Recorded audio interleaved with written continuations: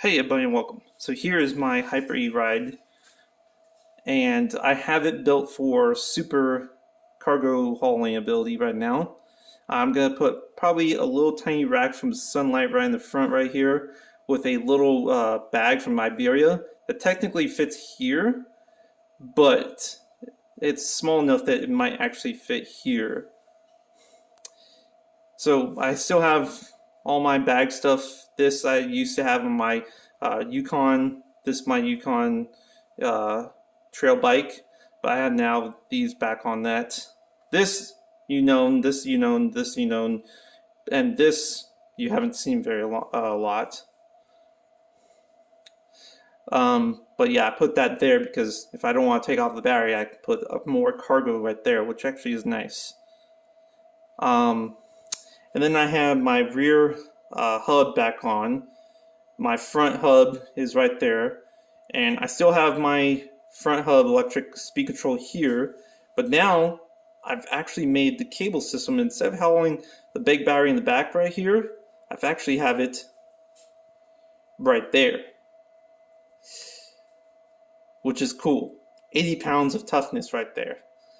And unlike my old trailer, this actually has a spring-loaded mechanism right here that actually churns much more smoother compared to my old one that actually had a churning rod that would twist and then allow it to go whoop, whoop, whoop, whoop.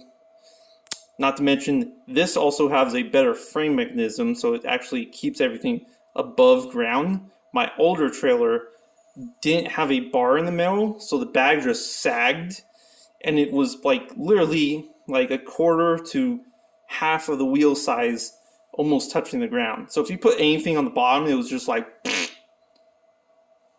really not much clearance. This is bare clearance because it's got a bare plastic bottom and it's got a bar in the middle. It would have been better if they had bars like from the back to the front, back to the front instead of like the side, but it's still pretty okay. And then another thing what I did, to have the hub mower in the rear and the front function without throttle on both sides, I've actually done a secret thing that's very cool. Plus, I hit the speed control better. So you can see the speed control for the front is right here.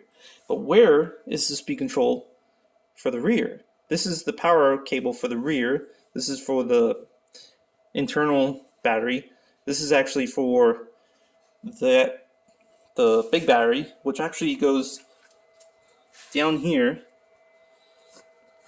into the cargo bag.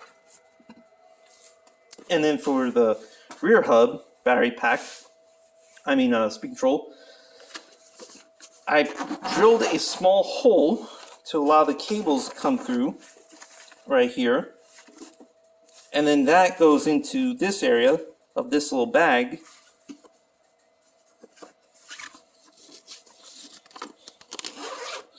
And now it just sits right there. So I still have cargo room right here and cargo space right here without any interference.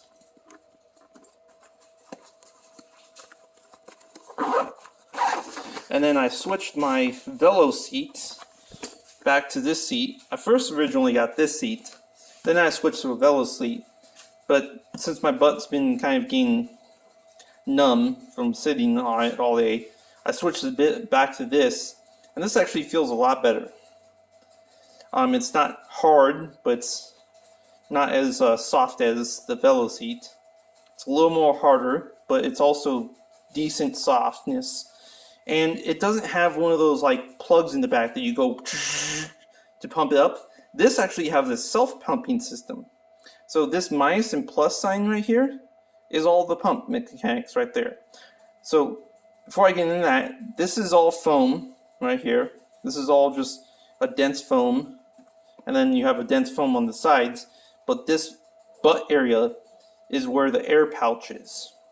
And then to decrease it, you just push this minus button all the way down and it lets air out. And then push the plus button and it pumps air into the pouch. And it allows you to go whoop, whoop, whoop, and get tougher and tougher. And it's pretty nice.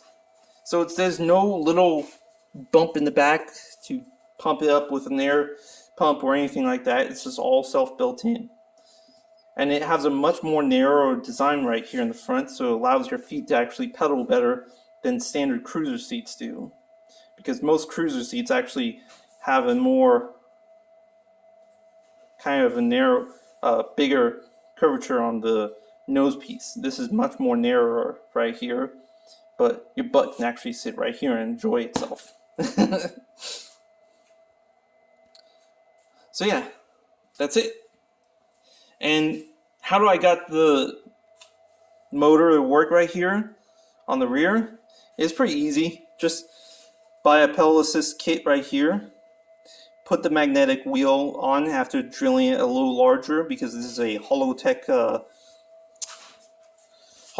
crank system. So I had to drill the middle wider. Then I just press fit that into it after taking one of the spacers off, and then boop. And there you go. So when I pedal, that powers this, and then when I want to power the front, throttle. But I'm still looking to get a throttle here, and yes, I am still going to be doing a mid-drive right there. That way I can have the standard wheel in the back instead of having the free wheel in that rear hub there. But yeah, there you guys go, and see you guys later. Peace.